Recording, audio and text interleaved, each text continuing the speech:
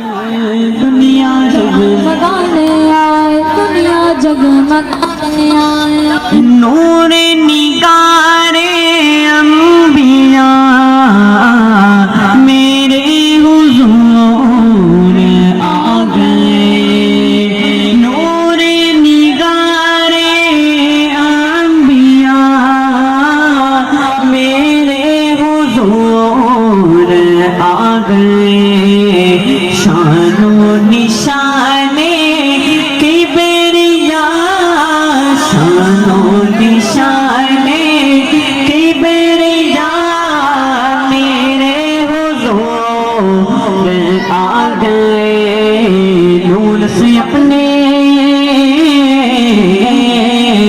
نور سے اپنے سرور عالم، نور سے اپنے سرور عالم دنیا جگمگانے آئے، دنیا جگمگانے آئے، غم کے مارو، غم کے مارو دکھیاروں کو، غم کے مارو دکھیاروں کو سینے سے لگانے آئے، سینے سے کفر کی تاریکی چھٹ رہی ہو اور ایمان کا سویرا نمودار ہو رہا ہو۔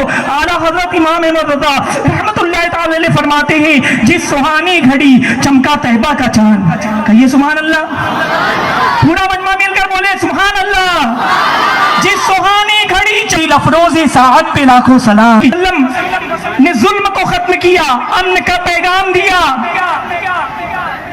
اور پوری دنیا سے بربریت کا خاتمہ ہو گیا، انسان انسان بن گیا۔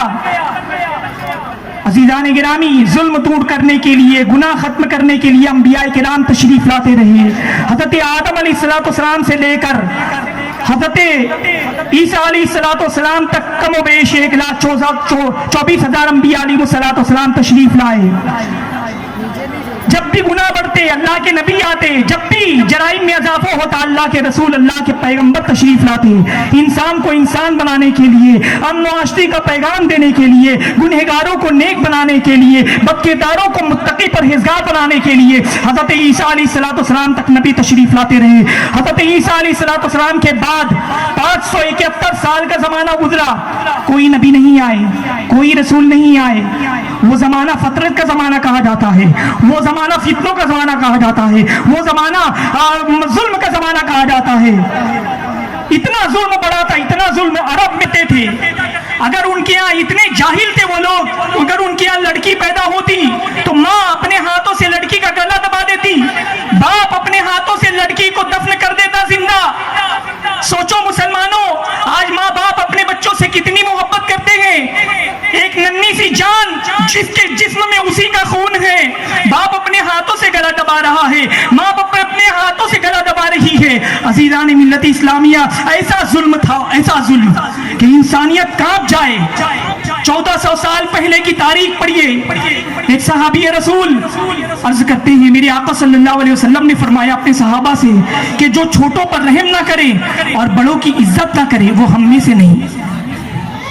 تو ایک صحابی رسول رونے لگے، عرض کرنے لگے، وہ اپنا واقعہ بتاتے ہیں کہ ایک مرتبہ ان کی بیوی حاملہ تھی اور وہ سفر پر جا رہے تھے، اور سفر پر جب جانے لگے اونٹوں پر اور گھوڑوں پر ہوتا تھا، سالوں لگ جاتے تھے۔ جب واپس لوٹے تو دیکھا، پوچھا کہ لڑکی پیدا ہوئی تھی یا لڑکا؟ بیوی نے کہا کہ لڑکی پیدا ہوئی تھی، میں نے اس کو دفن کر دیا۔ شوہر نے کہا کہ اچھا کیا، لیکن کچھ دنوں کے بعد دیکھتے ہیں کہ ایک پڑوس کی ایک بچی ہے جو گھر پر آ رہی ہے، اور وہ کہتے ہیں کہ میری بیوی اس کا بال سنوار رہی ہے، اس کے ساتھ پیار کر رہی ہے، اس کے ساتھ محبت کر رہی ہے۔ تو انہیں بڑا اچنبھا ہوا اور کہا کہ تم اس بچی سے کتنی محبت کیوں کر رہے ہو؟ تو بیوی نے کہا کہ یہ پڑوس کی بچی ہے، میں لے آئی تھی پیار کرنے کے لیے۔ انہوں نے کہا کہ پڑوس میں تو اور بھی بچی، کہا کہ یہ بچی تو بالکل ہماری طرح دکھ رہی ہے، اس کا چہرہ ہماری طرح دکھ رہا ہے، اس کی انگلیاں ہماری طرح دکھ رہی ہے۔ تو پھر اس کے بعد بیوی نے کہا کہ ہاں ہاں یہ ہماری ہی بچی ہے، ہاں ہاں اس کی رگوں میں دوڑنے والا خون ہمارا ہی خون ہے، یہ ہماری ہی بیٹی ہے۔ پھر شوہر نے پوچھا کہ تو جب بیٹی پیدا ہوئی تھی تو گلا کیوں نہیں دبایا؟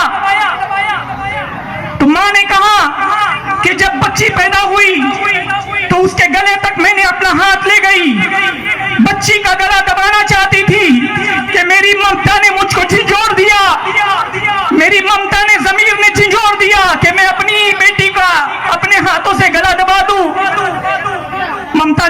نہ کیا تو میں نے سوچا کہ پڑوس کے بھیج دوں گی, وہاں پرورش ہوگی. شوہر نے کہا تم نے اچھا نہیں کیا. اب پھر بچی سمجھ گئی تھی کہ یہ میرے باپ ہیں, فوراً گود میں اٹھایا.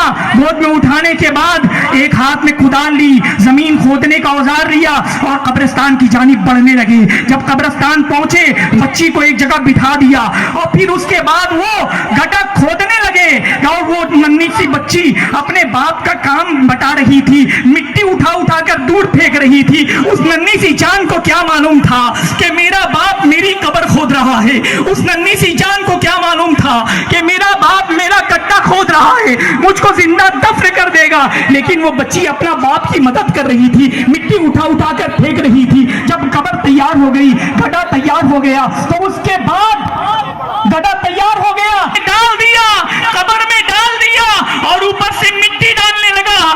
بچی چلاتی رہی, ابا جان مٹی نہ ڈالو. بچی روتی رہی, ابا جان مٹی نہ ڈالو, میرا دم گھٹ رہا ہے, میں مر جاؤں گی, میری سانس رک رہی ہے. بچی کی آواز نکلتی جا رہی تھی, لیکن وہ ظالم مطلب وہ لوگ ایسے سخت دل تھے, ان کے اوپر اثر نہ ہوا اور بچی کی آواز آخر میں وہ قبر میں دب گئی. بچی نے دم توڑ دیا.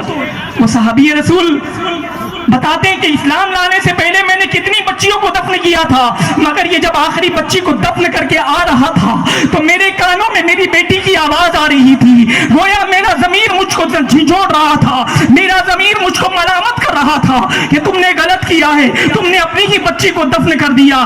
عزیزان ملت اسلامیہ, یہ دل کی دنیا پلٹ رہی تھی اس لیے کہ نبی آخر الزمان تشریف لانے والے تھے اور میرے آقا صلی اللہ علیہ وسلم ایسے ماحول میں تشریف لائے جب لڑکی کے وجود کو منحوس سمجھا جاتا تھا. تو میرے آقا نے فرمایا لڑکی کے عظمت اور ان کے مقام کو اتنا بلند کیا, اتنا بلند کیا کہ ماں کے قدموں کے نیچے میرے آقا نے جنت رکھ دی. اور میرے آقا نے فرمایا کہ جس نے اپنی ماں کے تو یہ 12, اسی لیے تو ڈاکٹر اقبال نے کیا خوب کہا, ایک عرب نے آدمی کا بول بالا کر دیا, ایک عرب نے آدمی کا بول بالا کر دیا, خاک کے ذروں کو ہمدوش سریا کر دیا. جو خود نہ تھے راہ پر اوروں کے ہادی بن گئے, جو خود نہ تھے راہ پر اوروں کے ہادی بن گئے, کیا نظر تھی جس نے مردوں کو مسیحا کر دیا.